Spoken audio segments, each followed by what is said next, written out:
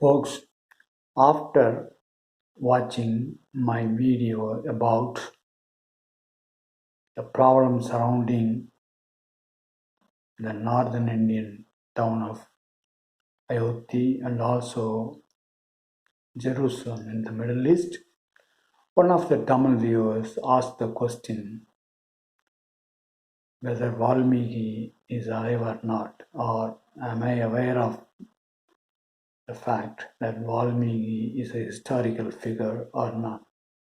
I told him whether he is an historical figure, whether he wrote the epic of Rama, whether Rama is really an embodiment of Vishnu, the god, the Hindu god, so-called Hindu god. Even if that fact is established, there will not be any solution to the problem surrounding Ayoti, Masudi, and the temple. I explained that in the earlier video, but that viewer is not ready to accept that. The reason why he is not ready to accept, in my opinion, is because he is still not understanding the fundamental fact that whatever be the historical fact, the God, the real God, is common to each and every human being, and that is beyond human mind. He is just unable to see that fact. There won't be any solution to any of the human problems unless people realize that they are what they call they are the rays from the sea of white light. At that level, everybody is same. So there is no point in fighting each other.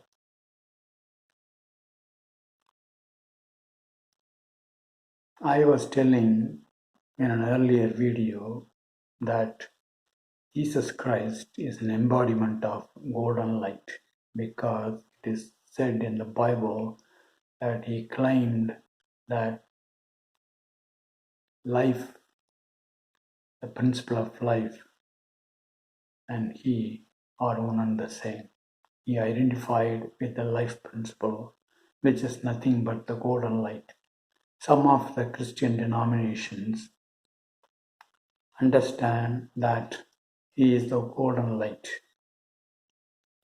but even they many times forget that and created an image of Jesus Christ using his physical form, also various information provided in the Bible. I told in an earlier video that Hindu god called Muruga or Kartikeya, which is an embodiment of the golden light, is same as Jesus Christ, who is also the golden light, the embodiment of the golden light. If you see at the level of the golden light, it's easy to understand both of them are one and the same. But if you do not see at that level, if you see at the level of various descriptions in the Bible, as well as the descriptions in the Hindu scriptures about Muruga, the Lord Muruga, then you will be always think that these two are two different things. There will be fight between the worshippers of Jesus Christ and the worshippers of Muruga at some time or other. Currently, that is not the case, but you cannot rule out in the future whether that will be the case or not. This is exactly the reason why Muslims, Jews, Christians, Hindus, Buddhists, all the religious people are unable to understand that God is one and the same, but it is not various descriptions in your mind. So, the real solution to all the human problems is to understand or to experience that everybody is a ray of white light, or at least you must be open minded to explore, to hear the statements of people who have realized their divinity and explore and realize who they are. Till then, as I said in one of the videos, that there will be, or to be exact, I said in that video, let the end times be upon humanity. Folks still do not understand the seriousness of the statement. There is a story in Mahabharata, one of the epic scriptures written by, I believe, Vyasa. And the story is that there is a fight between two brothers, the gangs of two brothers. Lord Krishna intervened and tried to tell them that they should not fight. It will result in major devastation. But they didn't hear. They fought. And finally, at the end of the war, they were totally devastated, isolated, felt deep depression, and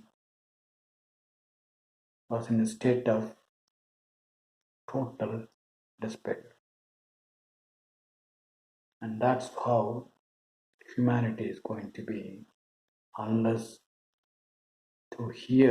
unless you hear the words of people who have experienced the word of God and understand that the real God is beyond humanity. It is the one and the same, whether you are an Indian, American, British, what have you, or if you divide yourself based on the language you speak, the color of your skin, the country you were born, and so on and so on.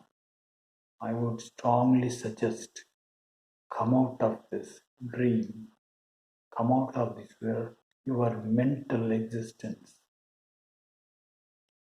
come out of the prison of your mind and the five senses of your body. That is the only solution to all human problems.